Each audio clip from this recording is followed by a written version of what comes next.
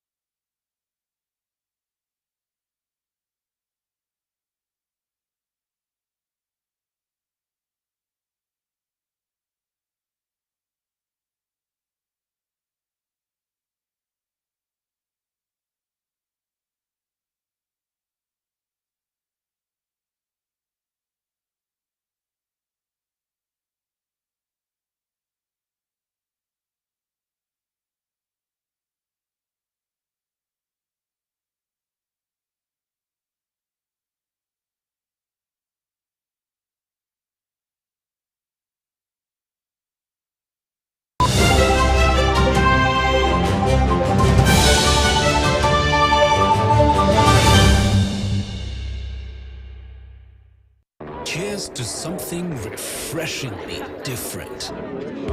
Putting the brakes on a fast-paced world. Slowing down. Just enough to stand out. Cheers to the beer that does it differently.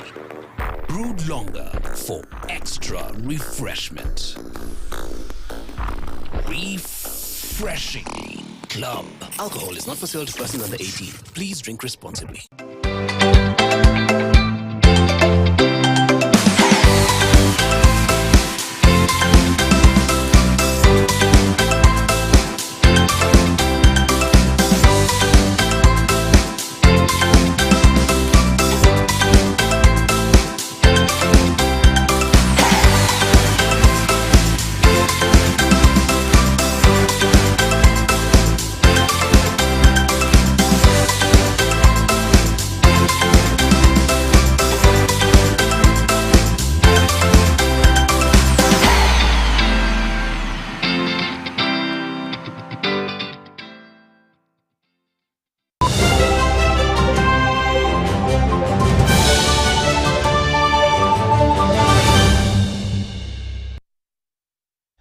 A very good evening to you all once again, and welcome to our second and final edition of News Tonight here on UBC TV this Tuesday, the 11th day of June 2024. We do apologize for having come a little bit late. It was due to a technical problem.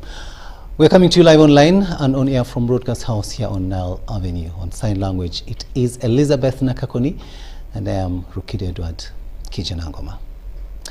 Now, hundreds of subjects to His Royal Highness Dr. Solomon Gafabusa Iguru I, the King of Bunyoro Kingdom, have gathered at Karuzika Palace in Hoima City to celebrate the 30th coronation anniversary. The event was attended by the Prime Minister of Uganda, Rukidi Kiijanangoma, and other government dignitaries. Take a watch.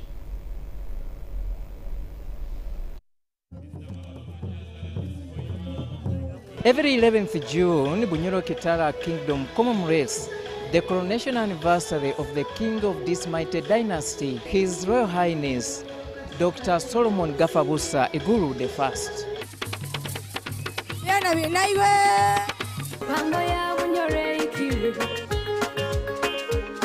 This year's celebrations has attracted who and who at an event hosted at Karuzika Palace in Hoima City.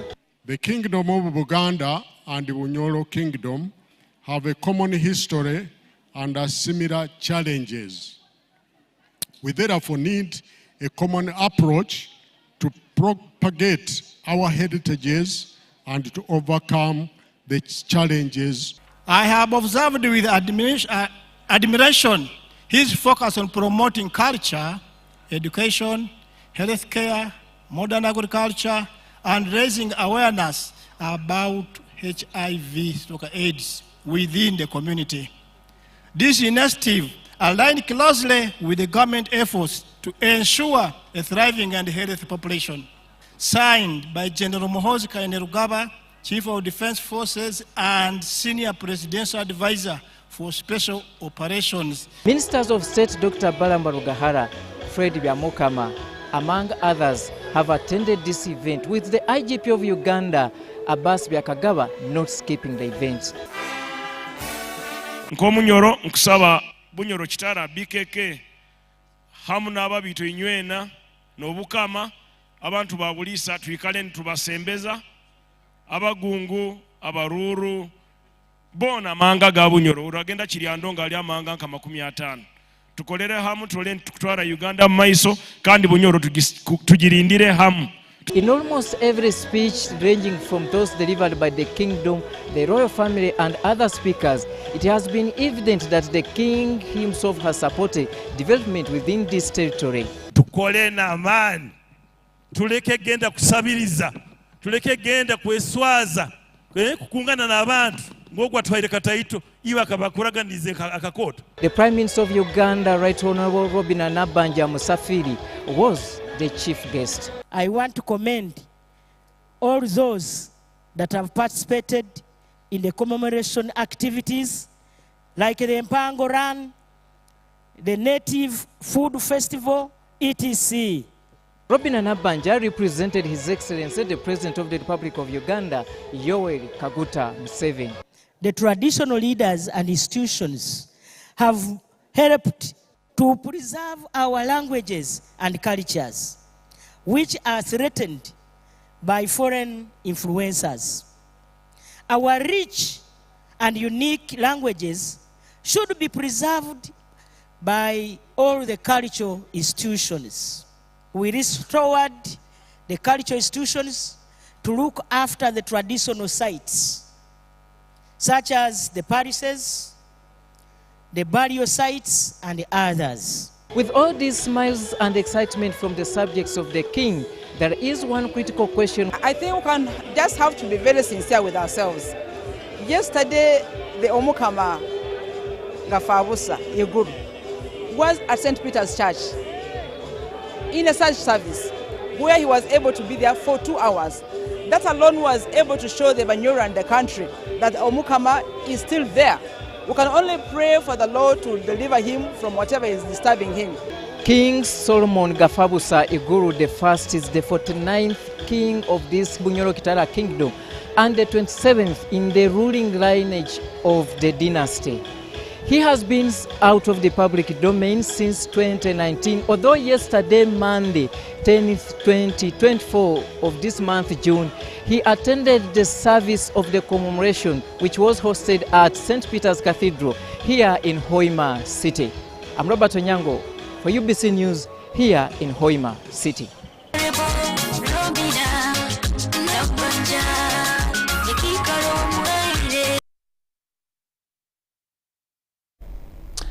Onyango, thanks so much for that story there.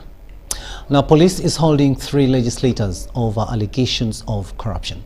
Now, these include Luengo Woman Member of Parliament, Bunyoro West and Busiki County legislators. The arrest and transportation resembled scenes from a movie heavily guarded, suggesting a high-profile case. Ivan Kahwa reports.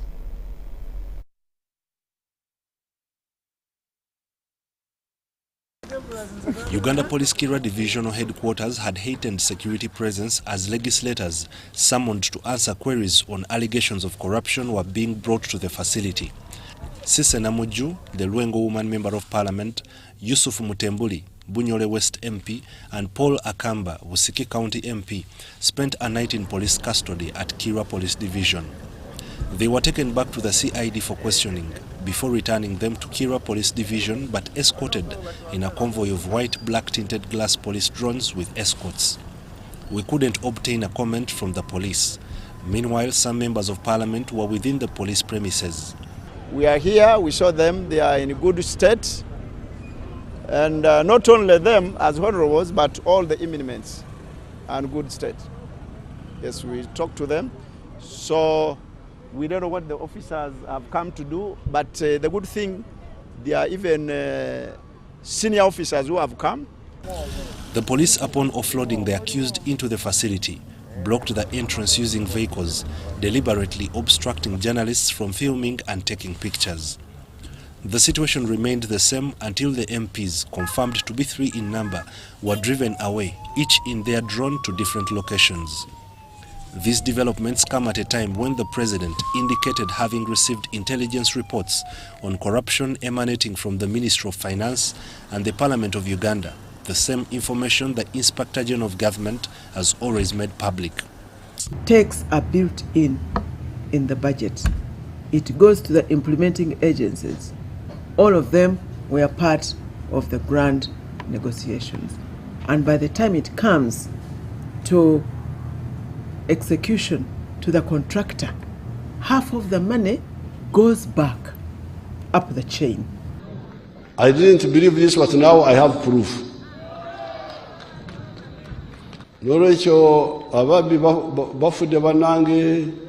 The Inspectorate of Government, on the other hand, assures the law is indiscriminate when dealing with acts of corruption. The mistake makers, we can cancel them and show them how to do things. Because if we were to punish all the mistake makers, we will have nobody to work with. So the law actually penalizes that person to the extent of that negligence or that mistake. So in the law, ignorance of the law is no defense. Dishonest,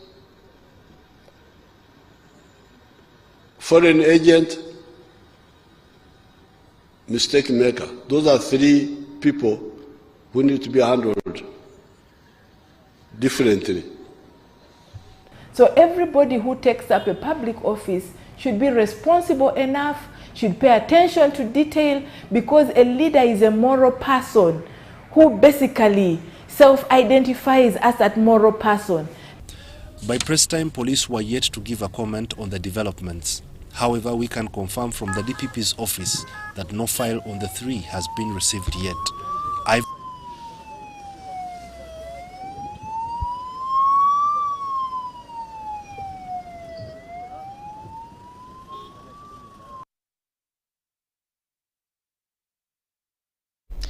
Ivan Kahwa reporting there.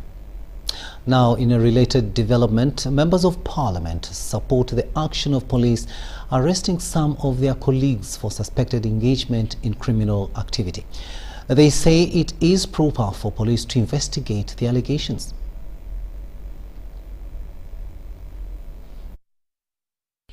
The media is publishing and airing news on summoning and arrest of 3 legislators following President Museveni's statements on corruption in Parliament during the State of the Nation address last Thursday, June 6th. Police say it has not summoned any MPs and denied having them in custody. Members of Parliament have mixed reactions. You see, the police also has a duty to handle matters confidential. maybe witnesses or other co-accused may even escape in the process. They also want to protect the privacy of the individuals involved because they are just suspects. It's just an investigation. I'm not really blaming them for that. Yes, they would have come out publicly to say that, you know, this and this and this is going on. Then the rest of the members of parliament involved in that, they will never do that again. But they are busy hiding here and there. That he has started arresting some members. We are yet to see how many are going to be apprehended. And we hope that the laws that after the corrupt people will not act selectively. Every member who's accused should be taken before courts of law. Some members of parliament say this is good to single out those ones because not all of them engage in such criminal activity. Others, however, say the investigation may not yield positive results. Not clear to me. I don't know the nature of the charges, so I cannot comprehensively talk about the charges. But whether you're a member of parliament, apart from the president, no one is above the law. For all of us, that when we take off positions of responsibility, we must do or perform our duties in accordance with the law so that we don't infringe established principles of law. So I want to see the process moving on to its logical conclusion, because as it is now, those are allegations. They will be taken to courts, tried, and of course, at the end of the day, a judgment will be made. So as of now, they are innocent until proven guilty. But this is a wake-up call that corruption cannot be tolerated, especially in an institution like Parliament. That there is corruption in the Parliament. And actually, whenever they have been mentioned, it's been in my stance that if there is corruption, the people who are involved, they should be charged, they should be talked to. The matter should be brought out clear instead of painting the whole Parliament that we are corrupt. So I'm hoping that now these have been pointed out, that the law will take its course.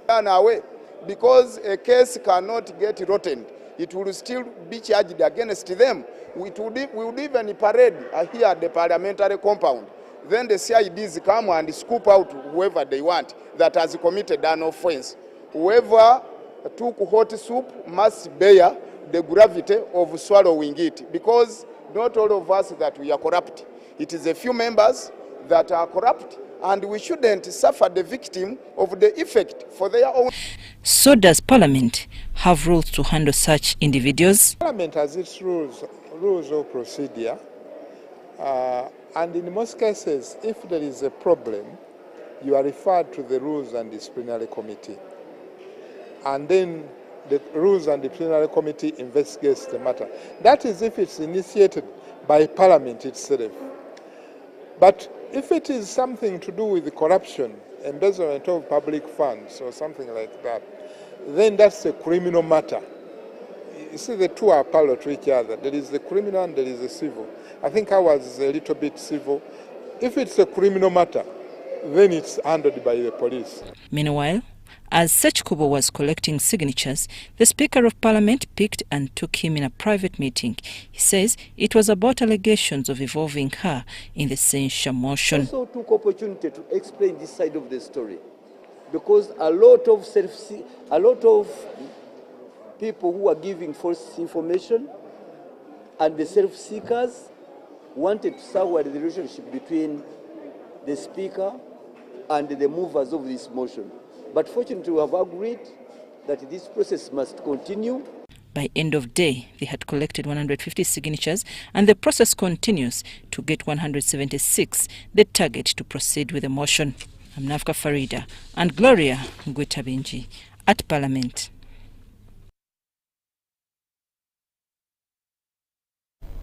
Now, the Permanent Secretary, Minister of Finance, Ramadan Gobi, has assured Ugandans that the country's national debt will remain stable.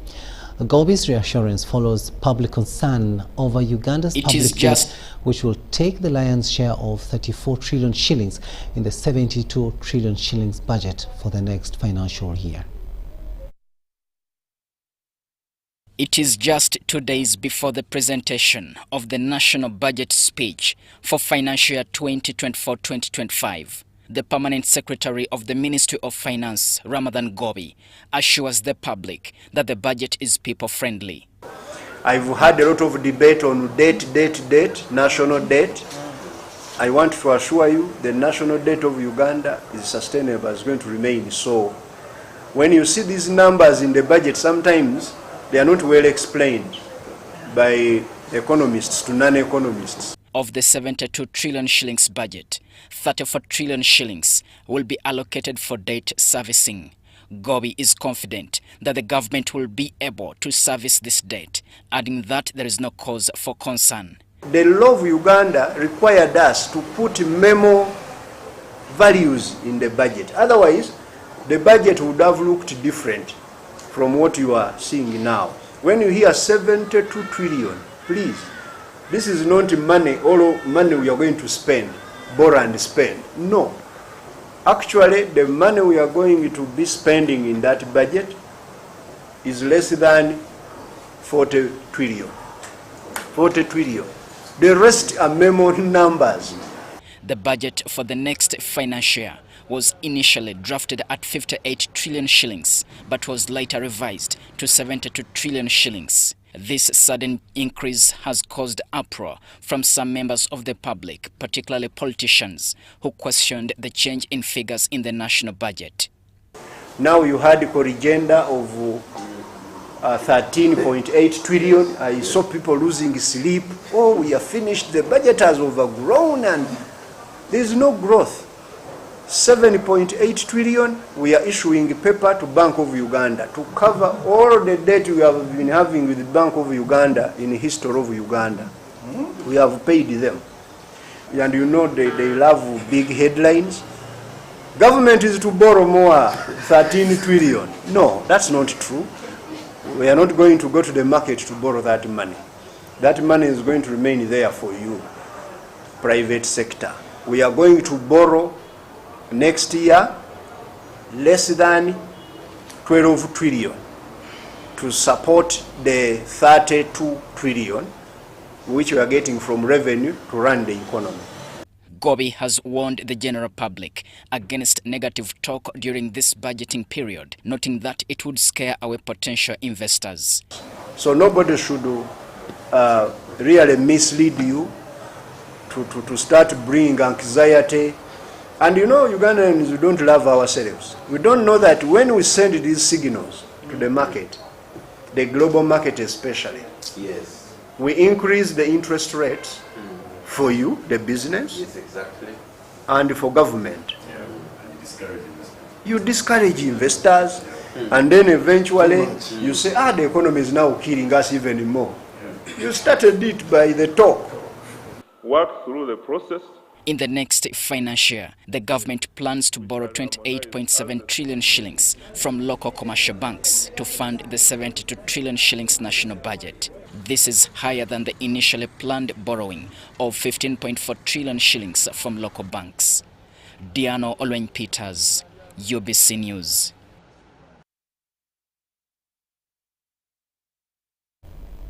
Now, in the 1990s, government adopted a cash budget approach to minimize utilization of services that it would not pay for, so as to reduce debt burden.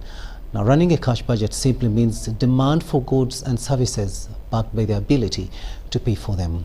Wadulo Mark-Arnold reports. And as we say, there are people who take their children back to school and they are not asked to pay. The school knows they will pay. Now, such people don't use cash. You go for medical treatment, the doctors will treat you even before you pay, because they know you will pay. Now, the difference between such kind of running a budget, whether national or personal, is when people begin to wonder whether you'll be able to pay. Then you must turn up with cash. A principal economist at Makerere University Business School, Dr. Fred Muhumuza, asserts that Uganda ought to drastically reduce borrowing, focus on revenue collection scaling, and service delivery in order to sustain a developing economy. There is a procedure in government they call a commitment control system. Don't commit government if you do not have cash. So even up to today, people, accounting officers will always wait for a warrant Now, a warrant is not necessarily cash, and that's why the deviation comes in. A warrant is simply saying you can spend up to 20 million this quarter, but you still have to wait for the cash to come in. Now, unfortunately, some people have used the warrant to still commit government, deviating from the cash budget. And that is where the whole talk of arrears. According to the June 2023 Auditor General's report, Uganda's public debt has risen to unprecedented levels, reaching 96.1 trillion shillings, of which 44 trillion shillings is domestic, while 52.8 trillion is from foreign sources. The national budgets for financial years 2023-2024, 2024-25 prioritized debt repayment. But what is the opportunity cost for paying this debt? Yeah, when there is debt, then you find that you're concentrating more to pay debt than to provide for the different sectors. So you find that there will be less funding for the education institutions, there's less funding especially for research, you find there is less funding for the appropriate equipment required in hospitals. When I see the debt going close to 34 trillion in a budget of 72 trillion, then you domestic and foreign, plus what we call refinancing, because you have refinancing, meaning the money has matured, but we don't have it to pay back those lenders. So you do an accounting book to say, leave me with your money, but I'll continue to pay you interest. But now remember, that's not new money, but it's sitting in the 72. So 12 is sitting in the 72, but it's not new money. That brings you down to 60. Interest payment is about 8.5, 8.7. That's not going to come to me and you to offer services. It is to pay back those who lent government. That makes it 20 trillion already out of the budget. There is a 9 trillion to Bank of Uganda. That's not going to come to me and you to fix our roads and improve health care. So you're already on 29. Then you are going to add on 3.5, which is to external debt. You have entered 33, 34 trillion. Money in the budget, but which is not going to speak to the needs of the year. Now that's a true cost of debt. Despite minimizing activities like trips out of the country, which were considered wasteful, there still manifests inefficient utilization of resources which impact expenditures in the long run. As we enter the financial year 2024-25, government accounting officers have been employed to minimize unnecessary spending and check wastage. Wadulo Mark Arnold, UBC News in Kampala. To other news now, and young girls have been advised to protect themselves against early pregnancy and marriages. While launching the Uganda Parliamentary Forum to End Child Marriages and Teenage Pregnancy, the Speaker of Parliament, Anita Among, said the main cause of this is parenting and the culture of thinking that when one gives birth to a girl, that is wealth.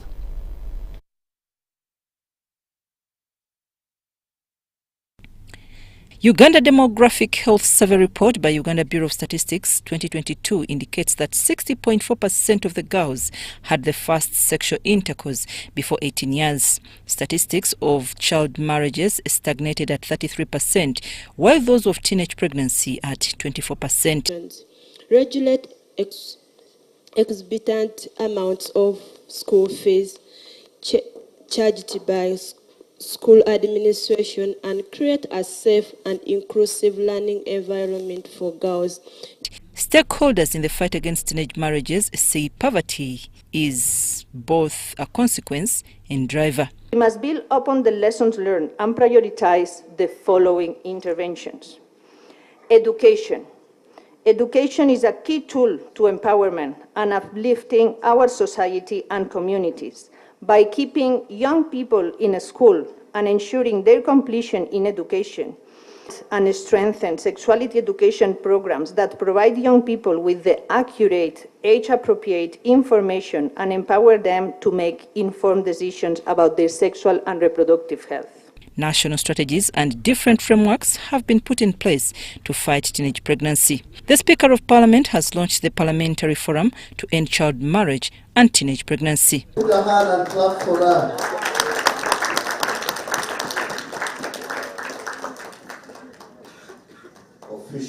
Is the zeal that you have. the commitment that you have. And for you to know that a girl is a girl, you're a kid.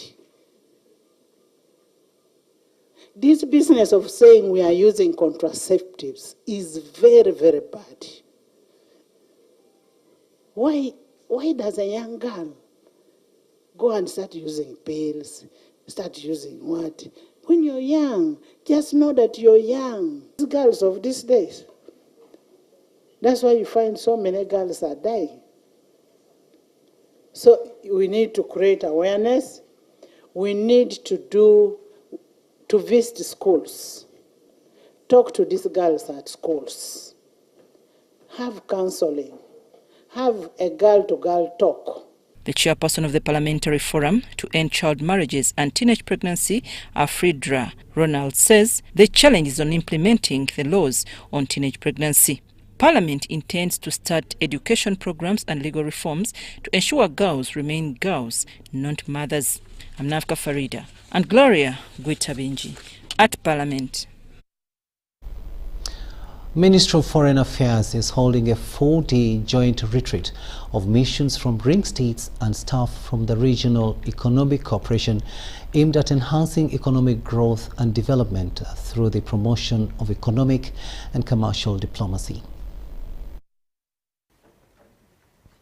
The 4-day retreat attracted heads of mission from Kenya, Tanzania, Rwanda, Burundi, Democratic Republic of Congo and Somalia. The Minister of State for Foreign Affairs in charge of regional affairs, John Mulimba, says these will promote commercial interests of Uganda. So Uganda, through her missions abroad, and in this respect now the ring states, will promote commercial interests of Uganda. That is promoting marketing of Uganda's products in those destinations, but also attraction of foreign direct investments in our country. If we deepen investment, we increase production. Once we have increased production, we need markets, but we must trade within a framework that's regulated within the frameworks of EAC and African Continental Free Trade Area. This will be achieved through increasing Uganda's exports to regional countries, addressing non-tariff barriers to trade, realigning Uganda missions abroad to focus on economic and commercial diplomacy, among others. And therefore, our core objective as a country, if you look at our strategic objectives, is wealth creation through production. And after wealth creation, what do we need? We need markets abroad. And that's why Uganda is a champion of regional integration and also later on the African integration. Ministry of Foreign Affairs will come up with proposals for Ministry of Finance to support heads of diplomatic missions to market Uganda abroad. I must say, do not have adequate resources. But to attract resources, you have to plan. And it is one of the reasons we are seated in a retreat to outline our approach and strategy so that we can now tell the Ministry of Finance that this is the plan that we have, finance it, and this is how we're going to increase Uganda's exports within the region. Experts also want government to build capacity to attract foreign direct investments. And countries which have grown faster are those that have leveraged what they call the early movers. So, because of those three factors, Uganda must build the capacity to attract foreign direct investments. All those countries we admire that have grown the fastest, as they build capacity locally, they managed to create an environment which sustains foreign direct investment.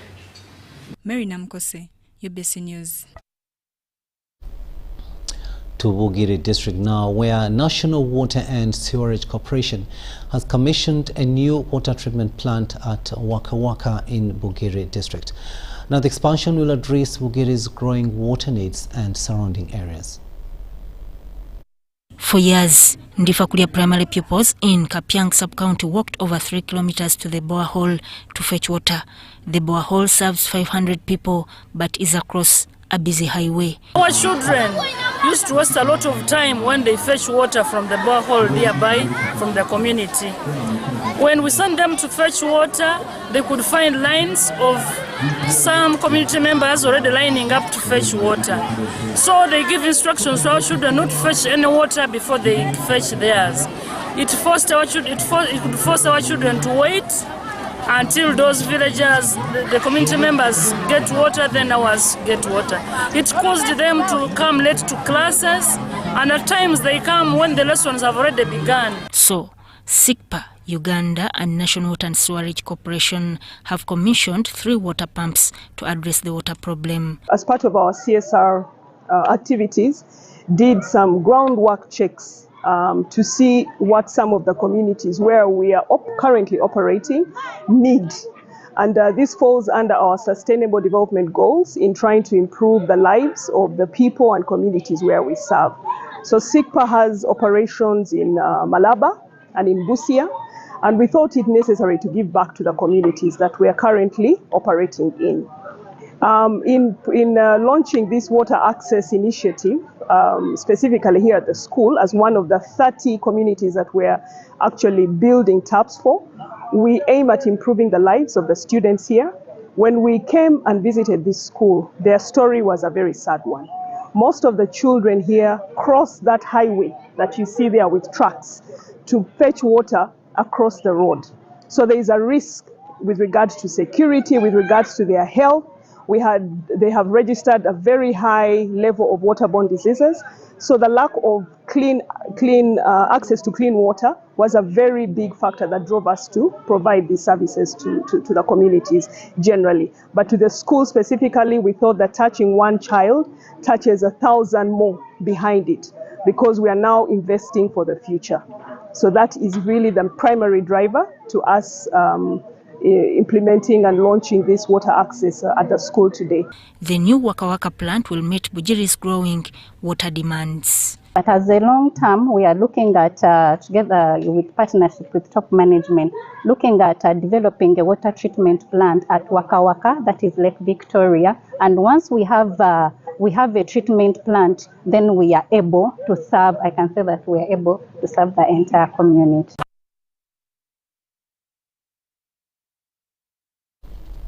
We'll now take a short break and return with much more. Stay with us.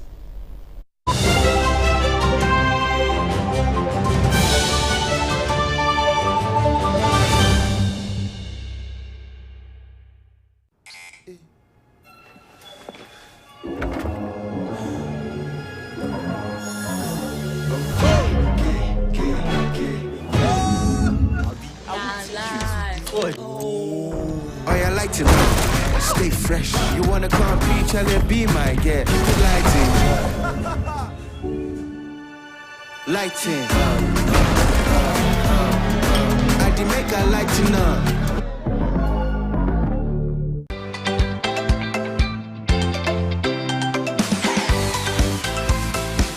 Morning time wao. Mwami wange nangamba yesterday bamukubiddeko essimu aba MTN nga bamugamba nti awangudde ssente school fees owa Andrew.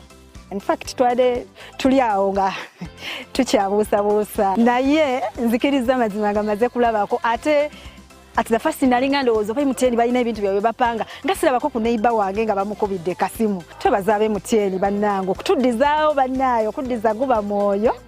Tweyanziza tweyanzeege omuzadde yenna ali eyo bannange ebintu bya ddala togaana kukikola kozesa MTN okusasula school fees g'omwana wo ng'onyiga star 165 star 80 ash banaye bya ddala si bya kyayi. Together we're unstoppable.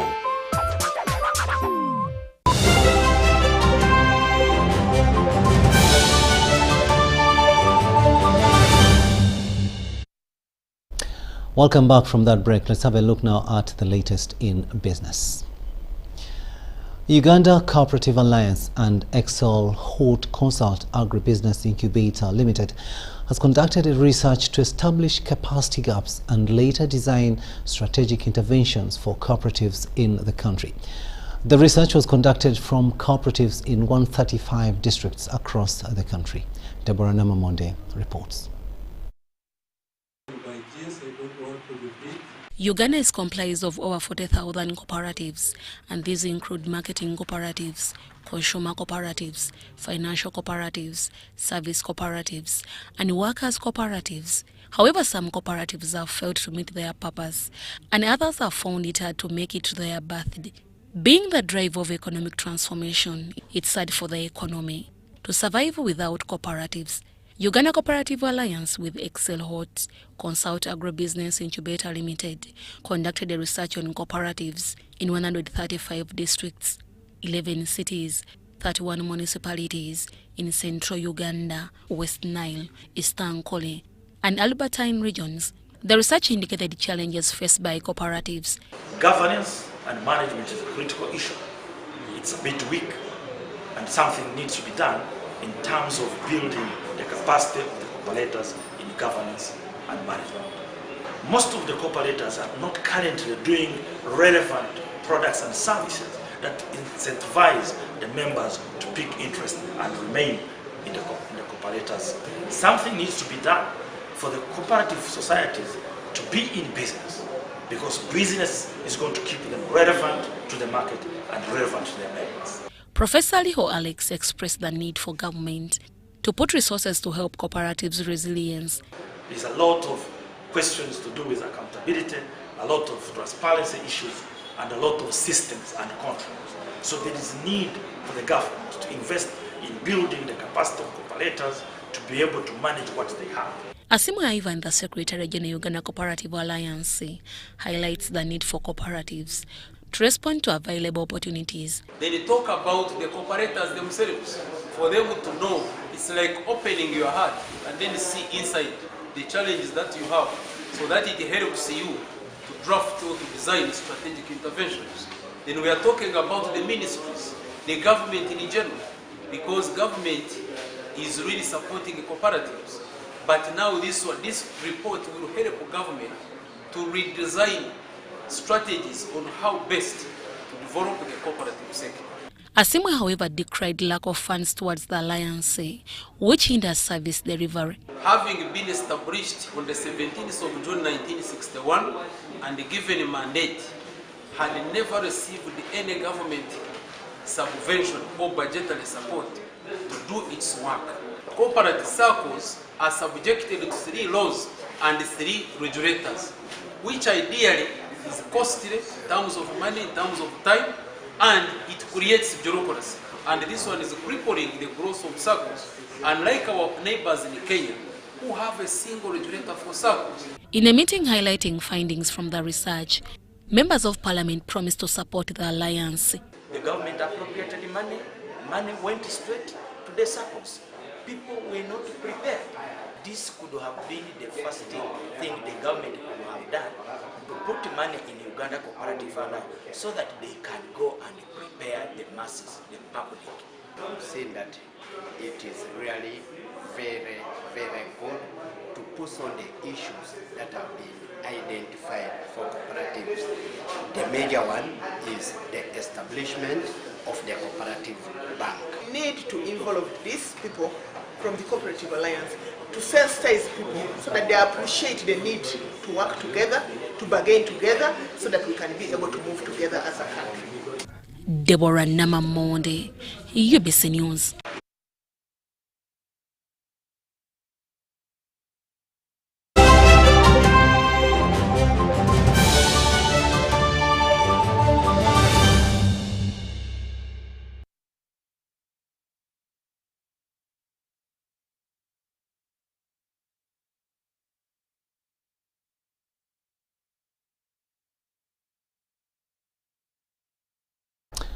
And moving further afield, we go to South Africa, where South Africa's President Cyril Ramaphosa will not attend the G7 summit to be held in Italy amid attempts by the nation's governing African National Congress, ANC, to form the next government.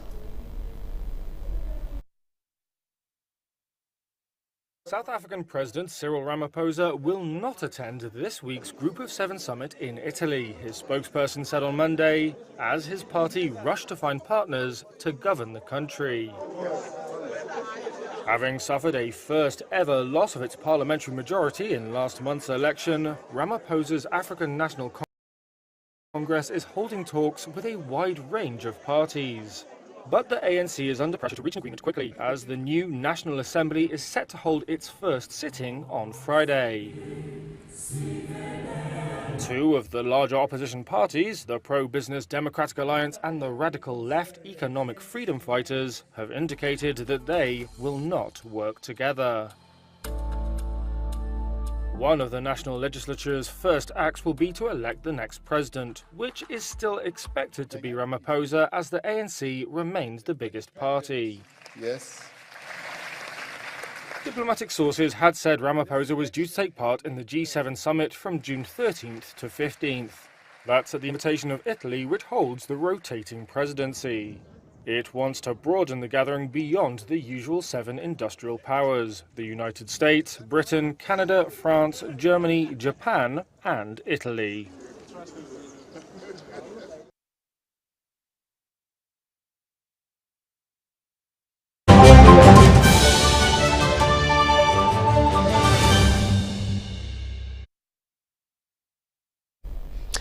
Sports news now, and as the world turns its focus on the Olympic Games in France next month, Uganda Olympic Committee has been boosted with a 200 million shillings sponsorship from Nile Breweries. South African President Cyril Ramaphosa will not attend. On 26 July 2024, Uganda will be among the 206 nations and territories participating in the 2024 Olympic Games that will attract close to 15,000 athletes in Paris, France. With exactly 45 days to the Games, Uganda Olympic Committee has been boosted by Nile Breweries Limited to the tune of 200 million Uganda shillings. Partnering and sponsoring the Uganda Olympic Committee is simply an extension of the work that we already do in a platform that we believe, which is sports and how this connects with consumers. Sports is a big passion of Ugandans, and so is Nile Special. The leading makers of beer have also planned activations that will benefit an ordinary Ugandan. We're very happy to have this activation in bars across the country where people can order your Nile Specials and run for a draw to win one of the 48 pure gold medals that we'll be offering, which connects with the many golds we expect to win. Of course, government is the biggest funder for the Olympics, but such public-private partnerships offer a lot that enables better preparation. And we also have an inbuilt mechanism to try and provide some support to the athletes directly through this sponsorship. So far, Uganda has qualified 25 athletes for the Games, with these coming from the athletics, rowing, cycling and swimming federations. Preparation and qualification for the Olympics is not an easy task. Many countries, by the way, for Ugandans out there, having a team of 25, 24, we are classified, if it as a company, would be a middle-sized company. The average team from Africa, for example, of people going to the Olympics is 2 to 3. Just for put it into context. So having a team of 25, 24 puts us in the middle, let's say middle class sized NOCs. A lot of those countries you spoke about have greater infrastructure, greater systems, greater partnerships with the private sector. For example, in the US that you referenced, they are 100% private led. They don't get any money from government. Rugby has a chance of becoming the second team sport after hockey in 1972 if they negotiate a repechage tournament in France later this month. At the last Games, Uganda won 4 medals, a gold and silver from Joshua Cheptegei, another gold from Peruth Chemtai, and a bronze from Jacob Kiplimo. In the history of the Games, Uganda has won 11 medals with 4 gold, 4 silver, and 3 bronze medals, with all of them from boxing and athletics.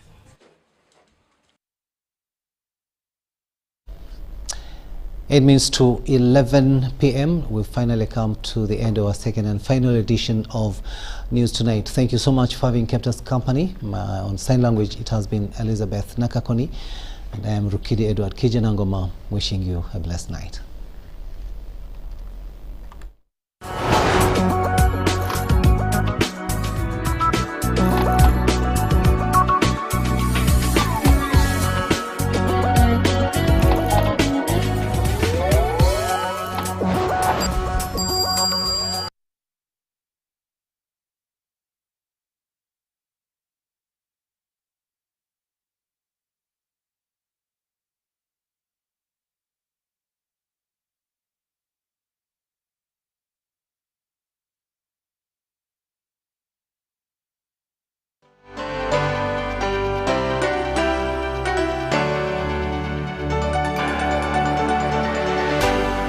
UBC, inspiring Uganda.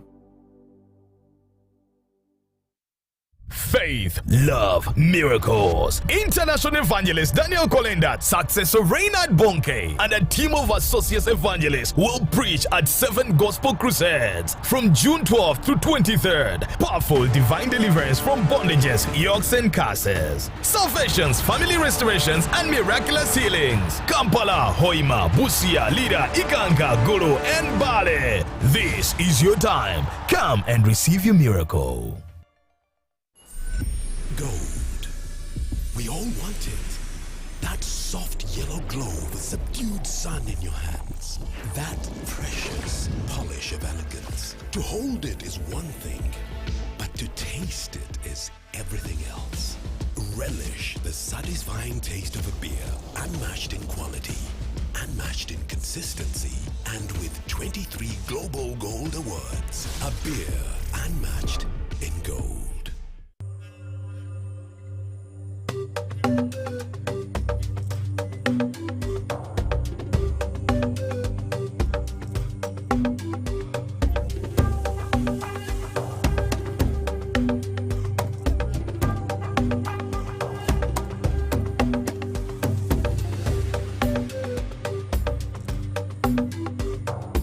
PDM, changing lives. Masaka district is located approximately 140 kilometers southwest of Kampala along the highway to Mbarara. It is bordered by Masaka city to the northwest and west, Kalungu district to the north, Kalangala district to the east, and Jodera district to the southwest and south. Masaka encompasses 9 sub-counties, 37 parishes, and 436 villages, with an estimated population of 127,600 people, 16% of whom live below the poverty line. The district has turned to a powerful initiative to foster socio-economic transformation, that is, the parish development model. Agriculture is the cornerstone of Masaka district's economy, known for its production of major cash crops like matoke, sweet potatoes, pineapples, and tomatoes. The district has embraced the parish development model to further diversify and enhance its socio-economic activities. The PDM has introduced lucrative opportunities in piggery, coffee, fish farming, poultry, beekeeping, and dairy cattle farming, driving substantial socio-economic transformation. Communities in Masaka have enthusiastically adopted the parish development model, dedicating themselves to various enterprises of their choice. In Chantale Parish, members have invested significantly in livestock and crop farming, generating notable income. Chintu Muzaddechi, chairperson of Chantale Parish PDM, shares that after receiving comprehensive training on PDM, beneficiaries were given 1 million Ugandan shillings each from the Parish Development Fund. Amanya gange nze Joseph Mugaga Chintu Muzaddechi, ssentebe wa PDC muluka gwaffe ogwa Chantale Gombola Chana Mukaka Masaka District Bukoto Central. Omuluka gwaffe tulina olukiiko lwaffe, olukiiko lwa PDC nga luliko bammemba 7. emisomo esatu twafunako Masaka ku district abo mukulu yava waggulu najja natusomesa n'omukulu